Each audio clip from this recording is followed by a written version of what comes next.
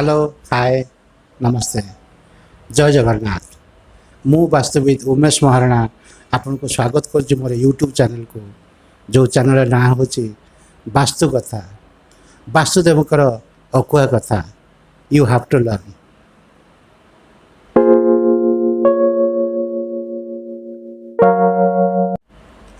Friends मु आज गोटे मोर प्रोफेशनल वर्क विषय आपन सहित शेयर करने को चाहूँगी। मु आशा करुच्ची ये भिडियोटी आपन को निश्चिंत भल लगे। भिडियोटी को शेष पर्यंत देखिए एवं मतामत देवे। ये किछि दिन तले मु गोटे जगह को वास्तु विजिट रे जाइथिली। से जगहटार ना हूँ बालीचंद्रपुर एवं से जो क्लाइंट को पाखु को जाइथिली से कौन सी दूर संपर्कीय नुह मोर निकट संपर्कीय एवं तांको घरे वास्तु विजिट करता समय रे हठात जड़े भद्र लोक आसी पहुँचले एवं मु जेतेबेले काम करुथाए मो पछ पछ से बुलू था एवं मुर्गे मुर्गे हसु था। किछि समय मु ऑब्जर्व कला परे मो टिके संदेह बढ़ला से व्यक्ति ऊपर एवं मु ताकू साहस संचारी पचारिदेली। मु कहले आज्ञा आपण हसुचंती कौन पाई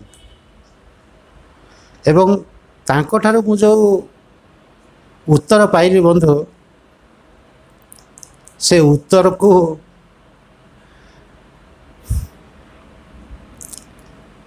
से उत्तर शुणी सारा पर मुझे भावी नहीं जे या पर मु निश्चिंत गोटे टॉपिक करी एवं से टॉपिकटा को आपण सहित शेयर करी एवं मोर थंबनेल यूट्यूब थंबनेल देख सारा पर आप जानी पारे जे कौ विषय टॉपिकटे हवा को जाऊँच मत से कौन कहले शुणु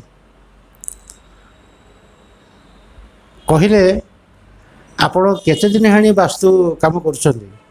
मु कहली दीर्घ 20 वर्ष होगा मुझे वास्तु काम कर मत कहले मु आपण को प्रोफेशन को सम्मान दौची किंतु गोटे कथा मु कहबी आज्ञा ये वास्तु फास्तु ये सब बेकार जिनस आज्ञा मोर एथरे आदौ विश्वास ना कहीं जे लोक मैंने पैसा खर्च कर आपण को डाकी था मु किसी बुझीपारे नहीं केड़ा बड़ कथा आज्ञा एत बड़ा जो कथा या विषय में वीडियो बनईबी प्रकृत कथा कौन है बंधु आप शुणु। मुझे लोक पचारि मुझे कहीं आज्ञा आप वास्तुपति एत विमुख मत से कहले आज्ञा 2011 मसीह मु घरटी आरंभ करी एवं आपण भली जड़े वास्तुविद को डाकी मन रखु आज्ञा मो भली जड़े वास्तुविद को से डाकी एवं तांको हाथ में से शुभ भी पकई मु चाहिए आज्ञा से वास्तुविद ना ये कही दियंती किंतु कथाटा असुंदर हम 2012 मसीहा पर 11 कि 12 मसीहा से शुभ देते एवं जो दिन शुभ देले ताको बड़ पुअर एक्सीडेंट है एवं काम बंद हो गला। किछि दिन पर पुणी से भद्र व्यक्ति को कंटाक्ट कले जे वास्तु विजिट करते से कहले पुणी गोटे तारीख देले एवं कहले घर काम तुम आरंभ कर हो पुणी से घर काम आरंभ कले घर मध्य चलला। किछि दिन पर घर छात जो पकड़े ताक मिसेस को देहांत है एवं मिसेस को देहांत पर से भद्र व्यक्ति से घर कंप्लीट करना जमती छात पड़ी रही सेमती छात पड़ी रही किसी आगु को फिनिशिंग काम किसी हो पारना बार इच्छा नहीं कि घरटा को फिनिशिंग करके से घर भर रही कारण दु दुटा इनसीडेंट है आज्ञा एवं वास्तव में तांकर भूल भी कौट रहा से तो वास्तु विजिट कराइले ବାସ୍ତୁଦେବଙ୍କ ପାଇଁ କାମ ବି କରାଇଲେ, ସବୁ ଜିନିଷ ତ ଠିକ୍ଠାକ୍ କଲେ। ଏତେ ସବୁ ଘଟଣା ପରେ ଯଦି ଗୋଟିଏ ଲୋକ ଘରଟିଏ କମ୍ପ୍ଲିଟ୍ ନ କରିପାରୁଛି ତାହେଲେ ବାସ୍ତୁ ପ୍ରତି ବିମୁଖ ହେବା ସ୍ୱାଭାବିକ କଥା। ମୋର ଯିଏ ସମ୍ପର୍କୀୟ ଯାହା ଘରକୁ ମୁଁ ଯାଇଥିଲି ବାସ୍ତୁ ଭିଜିଟ୍ କରିବା ପାଇଁ, ତାଙ୍କ ସହିତ ଏ ବିଷୟରେ କଥା ହେଲି ଏବଂ ମୁଁ ଚାହିଁଲି ସେ ଘରଟିକୁ ଟିକେ ଦେଖିବା ପାଇଁ। ମୁଁ ଯାଇ ତାଙ୍କ ଘର ମଧ୍ୟ ଦେଖିଲି।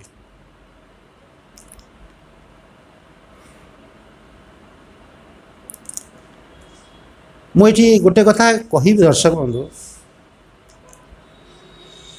ଯେଉଁଟା ମୁଁ ରିପିଟ୍ କରିଥିଲି, ମୋ ଭଳି ଜଣେ ବାସ୍ତୁବିଦକୁ ଡାକିଥିଲେ। ମୁଁ ତ ଗୋଟେ ଜିନିଷ କହିବି ଆଜ୍ଞା, ମୋ ଭଳି ବାସ୍ତୁବିଦ କେହି ନାହାନ୍ତି। ମୁଁ ହେଉଛି ୟୁନିକ୍। ଯିଏ କରିଥିଲେ ତାଙ୍କ ଭଳି ବାସ୍ତୁବିଦ ବି କେହି ନାହାନ୍ତି। ସିଏ ମଧ୍ୟ ଗୋଟେ ୟୁନିକ୍। କେହି କାହା ଭଳି ନୁହଁ, ସମସ୍ତଙ୍କର ୱାର୍କିଂ ଷ୍ଟାଇଲ୍ ହେଉଛି ଅଲଗା। ଏବଂ ମୁଁ ଯେଉଁ ଷ୍ଟାଇଲରେ କାମ କରିଥାଏ, ମୁଁ ଏଠି ଗୋଟେ କଥା କହି ରଖିବି, ମୋର ଏଇ ଚ୍ୟାନେଲରେ ଯେତେ ଜଣ ସବସ୍କ୍ରାଇବର ଅଛନ୍ତି ସମସ୍ତେ ପ୍ରାୟତଃ ମୋର କ୍ଲାଇଣ୍ଟ। ସମସ୍ତଙ୍କର ଘର ମୁଁ କରେଇଛି। ଆପଣମାନେ ଚିନ୍ତା କଲେ ଗୋଟିଏ ବି ଘର କାହାର କମ୍ପ୍ଲିଟ୍ ହେଇନି, ସମସ୍ତେ ସୁଖ ଶାନ୍ତିରେ ଘରଟିଏ କଲା ପରେ ଅଛନ୍ତି ନା ନାହାନ୍ତି? ମୋର ଯେତେ ଜଣ କ୍ଲାଇଣ୍ଟ ଅଛନ୍ତି ସମସ୍ତେ ଏ ଭିଡ଼ିଓ ଦେଖିବେ ନିଶ୍ଚିନ୍ତ। ଏମିତି ଗୋଟିଏ ଲୋକ ବି ନାହାନ୍ତି କି କହିବେ କି ଉମେଶ ସାର୍ ମୋ ଘର କାମ ଆରମ୍ଭ କରିଥିଲେ ସରିପାରିଲା ନାହିଁ, ଏବଂ ସମସ୍ତେ ଗୃହପ୍ରବେଶ ମଧ୍ୟ କରିଛନ୍ତି। ଏଠି ଆପଣଙ୍କ ମନ ଭିତରେ ଗୋଟେ କୋଶ୍ଚିନ୍ ଆସୁଥିବ, ସେ ଯେଉଁ ଭଦ୍ର ବ୍ୟକ୍ତି ଯିଏ ଆଉ ଜଣେ ବାସ୍ତୁବିଦକୁ ଡାକିଥିଲେ ତାଙ୍କର ଏମିତି କ'ଣ ଅସୁବିଧା ହେଲା? ସିଏ ତ କ'ଣ ତାଙ୍କର ଏମିତି କ'ଣ ଅସୁବିଧା ହେଲା କି ଘର କାମ ସମୟରେ ବାରମ୍ବାର ଦୁର୍ଘଟଣା ଘଟିଲା ଏବଂ ତାଙ୍କୁ ଘର କାମ ସରିପାରିଲା ନାହିଁ, ବା ଯଦି ବି ଛାତ ପଡ଼ିଯାଇଛି ସେ ଘର ଫିନିସିଂ କରିକି ଆଉ ଯିବାକୁ ତା ଭିତରକୁ ସେ ଇଚ୍ଛା ପ୍ରକାଶ କରୁନାହାନ୍ତି। ଇନଡାଇରେକ୍ଟଲି କହିବାକୁ ଗଲେ ତାଙ୍କୁ ଭୟ ଲାଗୁଛି ସେ ଘର ଭିତରକୁ ଯିବା ପାଇଁ। ମୁଁ କହିଦେଉଛି ବନ୍ଧୁ, ପ୍ରୋବ୍ଲେମଟା କେଉଁଠି? ଯେତେବେଳେ ଆମେ କୌଣସି ବାସ୍ତୁ ଭିଜିଟ୍ କରିବା ଯାଇଥାଉ, ମୋତେ କ୍ଷମା କରିବେ ଯେଉଁମାନେ କ୍ଲାସିକାଲ ବାସ୍ତୁ କାମ କରୁଛନ୍ତି, ସେମାନେ ମୋ ଗୁରୁଜନ। ଆପଣଙ୍କ ପାଇଁ ଏ ଭିଡ଼ିଓ ମଧ୍ୟ ମୁଁ ସମର୍ପିତ କରୁଛି। ବାସ୍ତୁ କାମ ଯେତେବେଳେ ଆମେ କରିବାକୁ ଯାଉ ବା କୌଣସି କ୍ଲାଇଣ୍ଟଙ୍କ ଯେତେବେଳେ ଘର କାମ ଆମେ ଆରମ୍ଭ କରିବାକୁ ଯାଉ, କେବଳ ଆମେ ଗୋଟିଏ ବାସ୍ତୁ ଦେଖୁନା, ତିନୋଟି ବାସ୍ତୁ ଆମେ ସେ ଜାଗାରେ ଦେଖିଥାଉ। ଏବଂ ପ୍ରଥମ ଏବଂ ମେଜର ବାସ୍ତୁ ହେଉଛି ପ୍ଲଟ୍ ବାସ୍ତୁ, ଦେନ୍ କନଷ୍ଟ୍ରକ୍ସନ୍ ବାସ୍ତୁ, ଆଉ ଥାର୍ଡ଼ ବାସ୍ତୁ ହେଉଛି ରୁମ୍ ବାସ୍ତୁ। ମୁଁ ଆକୁ ଟିକେ ବିଶ୍ଳେଷଣ କରିଦେଉଛି ବା ସଫା ଭାବରେ ଆପଣଙ୍କୁ ବୁଝାଇ ଦେଉଛି। ପ୍ଲଟ୍ ବାସ୍ତୁ ହେଉଛି ମୁଖ୍ୟ ବାସ୍ତୁ। ଯେତେବେଳେ ଆମେ ଯେତେବେଳେ ଆମେ ଘରଟି ଆରମ୍ଭ କରିବାକୁ ଯାଉଛୁ, ପ୍ରଥମେ ଆମେ ସେ ପ୍ଲଟ୍ଟାକୁ ଦେଖିଥାଉ। ସେ ପ୍ଲଟ୍ ଗୃହୋପଯୋଗୀ ପ୍ଲଟ୍ ଅର୍ ନଟ୍। ଯଦି ଗୃହୋପଯୋଗୀ ପ୍ଲଟ୍ ଅଛି ତାହେଲେ ଠିକ୍ ଅଛି, ଯଦି ନାହିଁ ବାସ୍ତୁଶାସ୍ତ୍ରରେ ପାଇରାଲାଇନ୍ ପଦ୍ଧତି ଅଛି, ଆମେ ତାକୁ ଅନୁସରଣ କରି ସେ ପ୍ଲଟ୍ଟାକୁ ଆମେ ଗୃହୋପଯୋଗୀ ବନେଇଥାଉ ଏବଂ 3 ମାସ ଆମେ ଅପେକ୍ଷା କରିବାକୁ କହିଥାଉ। ଏବଂ ପ୍ଲଟ୍ ଯେତେବେଳେ ଗୃହୋପଯୋଗୀ ହେଇଯାଏ, ତାର ନେକ୍ସଟ କାମ ହେଉଛି କନଷ୍ଟ୍ରକ୍ସନ୍ ବାସ୍ତୁ ବା ଲେଆଉଟ୍ ଦେଇକି କାମ ଆରମ୍ଭ କରିବା। ଏବଂ ଲେଆଉଟ୍ ସମୟରେ ମଧ୍ୟ ପ୍ଲଟ୍ ବାସ୍ତୁ ଏବଂ କନଷ୍ଟ୍ରକ୍ସନ୍ ବାସ୍ତୁକୁ ଉଭୟକୁ ଜଗିବାକୁ ପଡ଼ିଥାଏ। କାରଣ ଗୋଟେ ପ୍ଲଟ୍ର ବାସ୍ତୁ ଯେତେବେଳେ ଆମେ ନର୍ଥ ଇଷ୍ଟ ସେକ୍ଟରକୁ ଆମେ ଯାଉଛେ, ସେତେବେଳେ ବାସ୍ତୁଦେବଙ୍କ ହେଡ଼୍ ସେପଟେ ପଡ଼ୁଛି। ପ୍ଲଟ୍ ବାସ୍ତୁ ହେଉଛି ସେଇଆ କି ପ୍ଲଟ୍ର ନର୍ଥ ଇଷ୍ଟ ସେକ୍ଟର ବା ବୃହସ୍ପତିଙ୍କ ଜାଗା ଈଶାନ୍ୟ କୋଣ, ଉତ୍ତର ପୂର୍ବ କୋଣରେ ବାସ୍ତୁଦେବଙ୍କର ହେଡ଼୍ ଥାଏ। ଯଦି ପ୍ଲଟ୍ ବାସ୍ତୁରେ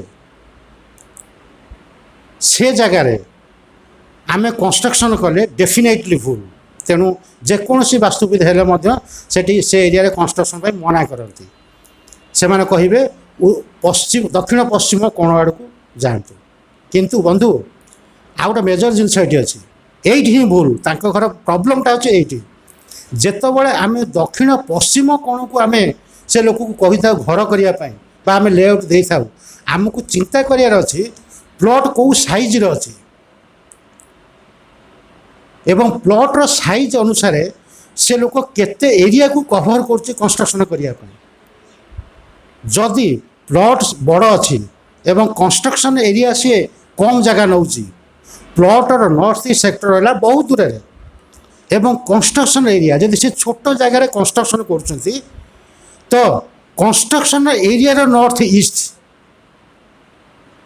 मु आशा कर बंधुगण बुझे माने बुझीपे कंस्ट्रक्शन एरिया जो नॉर्थ ईस्ट सेक्टर आसी से जगह प्लॉटर सेंटर पड़ूनी तो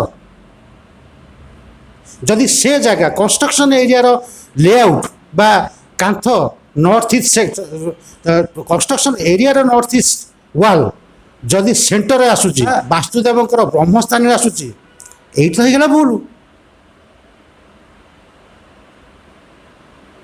तेणु सब बड़े तीनोटी वास्तु काम फॉलो करता अवश्य रूम वास्तु हूँ बहुत सहज वास्तु एवं लोक मैंने भावती कौन रूम वास्तु हूँ सब बड़ वास्तु एग्जाम रूम वास्तु बुझे दूसरी जेको जगह पहुँचला मैंने सागे सागे लोक क्वेश्चन करेंगे आज्ञा मो खटटा ठीक जगह अच्छी तो आज्ञा मो गडरेजटा ठीक जगह अच्छी तो देखिए आज्ञा कहीं पैसा रोनी आज्ञा देखिले मो ड्रेसिंग टेबुलटा ठीक जगह अच्छी तो आज्ञा ये वास्तु थाए मना करूनी किंतु यार जो रिजल्ट आर जो परसेंटेज ऑफ रिजल्ट ये बहुत कम थाए ये बहुत छोट वास्तु यहाँ सब शेष आम ये जिन देखता प्रथम आम देखी था कौन प्लॉट वास्तु देन कंस्ट्रक्शन जदि गोटे प्लॉट छोट प्लॉट अच्छी एवं कंप्लीटली जड़े लोक पाखापाखि समान परिमाणर कंस्ट्रक्शन से कर तो से भूल आसी न था कौन सी मत से ठीक हो जाए कहीं सपोज 1200 स्क्वायर फुट प्लॉट अच्छी गोटे लोक 900 स्क्वायर फुट घर टे कर सी तो मैक्सिमम जगह छाड़बनी नॉर्थ ईस्ट रे किंतु गाँ गहली घर यही जिन प्रॉब्लम हुए बड़ वास्तु आपणकर प्लॉट बहुत बड़ हो कि कंस्ट्रक्शन एरिया छोटियाटे एवं छोटिया कंस्ट्रक्शन छोट कंस्ट्रक्शन एरिया को जो से जाऊँच डेफिनेटली वास्तुदेव ब्रह्मस्थान से आसी जापे से वाल आसी जापे से जगार जब आउ कि अन्य जिनस जब करुवे भूल जमीक आपंकर नलकूप बसईदे से पाखापाखि घर पाखापाखि नलकूप बसईदे वास्तुदेव ब्रह्मस्थान नलकूप आप बसईले तो दुर्घटना आसबन तो कौन आसो ये सबू जिन को देखा पड़ता है। आमती किसी जगह मुझे विजिट कर लोक कहते आज्ञा वास्तु आप दक्षिण पटे सीढ़ी हुए मुझे हाँ हुए ना आप सीढ़ी की भूल कहीं कहते आम तो दक्षिण दिग कर भाई माने आपड़ जो दक्षिण दिग कहते से कंस्ट्रक्शन दक्षिण दिग आप बुझे चेष्टा करूँ से प्लॉटर दक्षिण दिग नुह प्लॉटर दिग गोटे कंस्ट्रक्शन एरिया दिग आ गोटे तेणु कौन सी घर कला समय किसी लोक अच्छा आज्ञा यूट्यूब मारिदे देखीदे यही पटे यही जिनस करार अच्छी निज हाथ में पेन पेपर आगे बसई देकी मुझे तो करी करूँ आज्ञा कि मना ना कि पचरे कहबे कि ये हूँ वास्तु फास्तु वास्तु किसी ना बोली वास्तु जो पाठ अच्छी आज्ञा से पाठ को फॉलो करने ये मुंड बाड़ पाची जाइए।